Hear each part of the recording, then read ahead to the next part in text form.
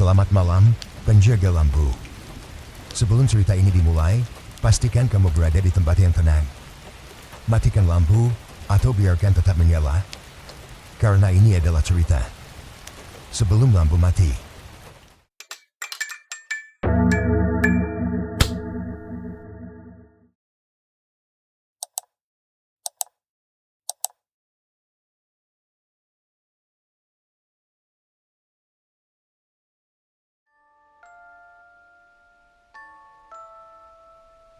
Sejak ayahnya meninggal, rumah itu terasa berubah.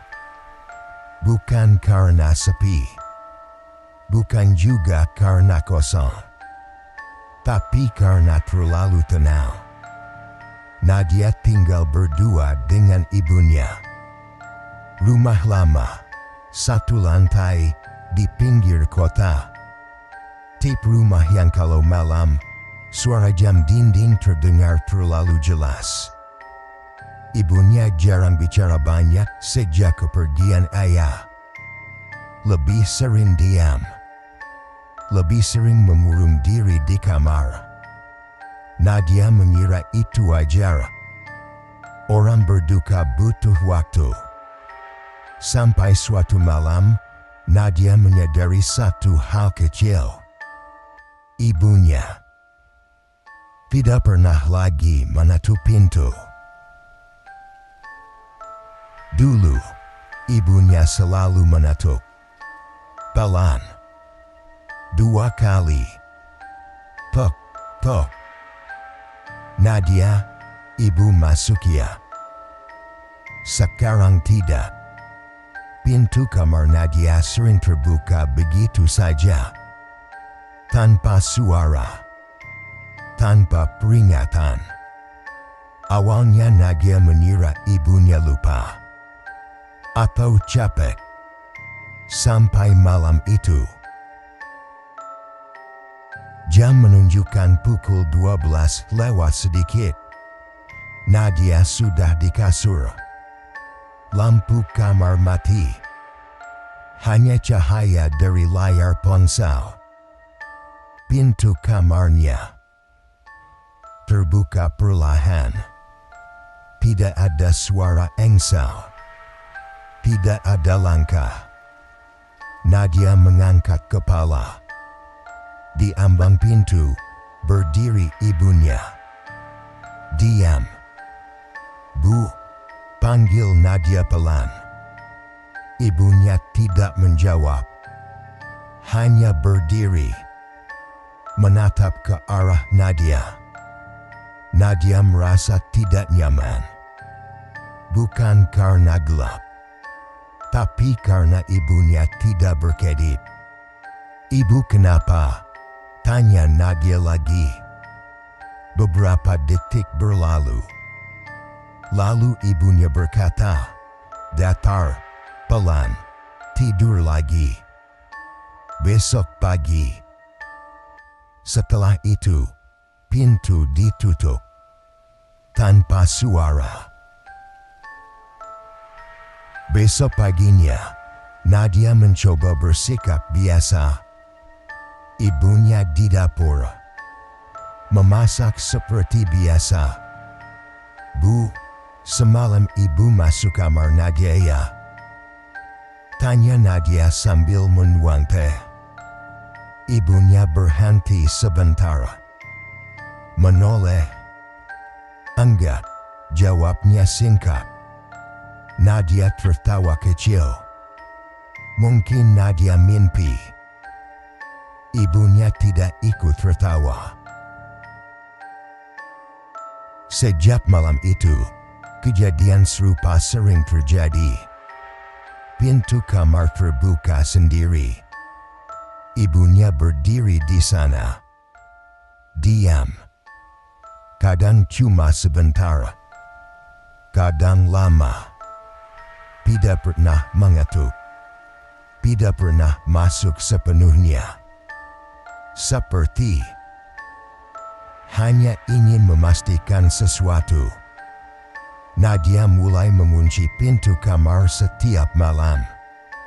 Tapi anehnya, setiap kali pagi, Pintu itu selalu terbuka. Malam ketujuh, Nadia terbangun karena merasa ditatap. Matanya terbuka. Ibunya sudah duduk di kursi dekat meja belajar. Di dalam kamar, tidak bergerak. Ibu. Suara Nadia gemetar. Ibunya menoleh perlahan. Wajahnya pucat. Matanya cekung. Kenapa dikunci? Tanya ibunya. Nadia duduk. Maaf. Nadia cuma. Ibunya berdiri. Berjalan pelan ke arah pintu. Sebelum keluar, ibunya berkata, "Kalau ibu masuk, jangan ditanya." Paginya, Nadia memberanikan diri menelpon bibinya. "Tante, ibu sering masuk kamar malam-malam gak?" Tanya Nadia pelan. Ujung telepon terdiam. Lalu bibinya berkata, "Nadia, kamu yakinnya masuk itu ibu kamu?" Nadia menelan ludah. "Maksud tante?" Bibinya menarik napas panjang. "Sejak ayahmu meninggal, ibu kamu sering tidur di rumah tante." Dunia Nadia seperti berhenti. "Seminggu ini?" Tanya Nadia pelan. "Iya," jawab bibinya. "Katanya nggak kuat sendirian di rumah." Telepon terjatuh dari tangan Nadia. Malam itu, Nadia tidak berani tidur. Dia duduk di kasur. Lampu kamar menyala terang. Jam menunjukkan pukul 1.12. Pintu kamar terbuka. Pelan. Sosok ibunya berdiri di sana. Lebih gelap dari lorong. "Kamu belum tidur," katanya. Nadia tidak menjawab. "Ibu cuma mau lihat," lanjutnya. Ibunya melangkah masuk. Kali ini, langkah kakinya tidak berbunyi. Nadia mundur di kasur. "Ibu. Ibu yang mana?" Tanyanya sambil menangis. Sosok itu berhenti. Lalu tersenyum. Senyumnya terlalu lebar. "Yang tinggal di sini," katanya. Lampu kamar mati. Pagi harinya, rumah itu kosong. Nadia ditemukan duduk di sudut kamar. Memeluk lutut. Menatap pintu.